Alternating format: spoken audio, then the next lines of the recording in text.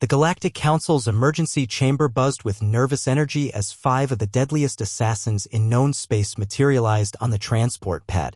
The Karathi twins, their crystalline bodies refracting light into deadly laser patterns. Vex, the shapeshifter from the Andromeda sector.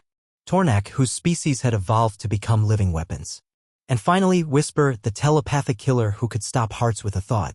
Their target, Marcus Rodriguez, the human ambassador who had somehow uncovered the Council's plan to harvest Earth's resources while keeping humanity enslaved through bureaucratic manipulation. Marcus sat alone in the abandoned orbital station's cafeteria, casually eating what appeared to be a sandwich. He didn't even look up when the 5 assassins surrounded him. Really? Marcus said, taking another bite. They sent 5 of you? I'm flattered. Tornak's arm morphed into a plasma blade. You die today, human. Marcus chuckled, a sound that made even Whisper's telepathic mind recoil slightly. You know what your problem is? All of you. He stood up, brushing crumbs off his shirt. You've never actually fought a human before. You've heard the stories, sure, but you dismissed them as propaganda. The Karathi twins fired synchronized laser bursts. Marcus moved, not with the calculated precision of training, but with something far more terrifying, the chaotic adaptability of a species that had spent millions of years surviving on a death world through sheer stubborn refusal to die. He grabbed a cafeteria tray, angling it to reflect one twin's laser into the other's photoreceptor. As they stumbled, he was already moving, using Tornak's own momentum to redirect the plasma blade into the station's gravity control panel. See, here's the thing, Marcus continued conversationally as artificial gravity flickered and everyone began floating. Humans are insane by galactic standards. We evolved on a planet that actively tried to kill us. We domesticated wolves. We eat poison for fun. Ever heard of capsaicin? We jump out of perfectly good aircraft for entertainment. Vex shapeshifted into a cloud of toxic gas.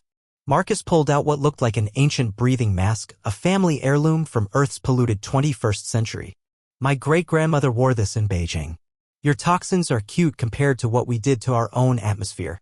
Whisper tried to attack his mind only to encounter something unprecedented. Where other species had evolved mental defenses, humans had evolved mental chaos. Marcus's mind was a storm of contradictions, random song lyrics, unnecessary movie quotes, and the ability to worry about 16 different things while simultaneously focusing on none of them. It was like trying to telepathically attack a tornado. You're all thinking too hard, Marcus said, now somehow holding Tornak's severed plasma arm. Combat isn't about being the strongest or the fastest. It's about being too stupid to know when you're supposed to lose. That's when Vex started laughing. The shapeshifter reformed into their natural state, a being of pure energy, and simply stopped fighting. By the void, Vex said. The stories were true. Your species survived nuclear war. You live on a planet with hurricanes, earthquakes, and Australia. You're all completely mad. The Karathi twins, their optical systems recovered, looked at each other. One of them spoke, our payment, it's not worth fighting something that considers extreme sports a leisure activity. Right? Marcus grinned. Want to hear about parkour? It's where we jump off buildings for fun. Even Tornak lowered his remaining weapons. The council told us humans were weak. They said you needed protection. Protection? Marcus laughed harder. We need protection from ourselves. We invented nuclear weapons and then had to invent treaties to stop us from using them on each other. We're the only species that had to create laws preventing us from weaponizing space because we absolutely would have covered orbit with death satellites. Whisper finally spoke aloud, their telepathic voice tinged with awe. You're not defending Earth because you're afraid.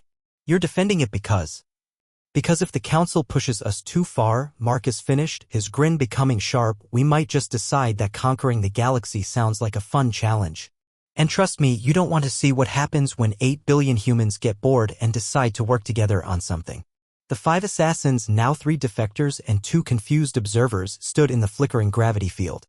The council had made a fundamental error. They'd assumed humans were prey. They were wrong. Humans were the apex predators who'd gotten so good at it they'd decided to try diplomacy for a change. But that didn't mean they'd forgotten how to hunt. Marcus picked up his sandwich. So, who wants to help me explain to the council why their mining operation is cancelled?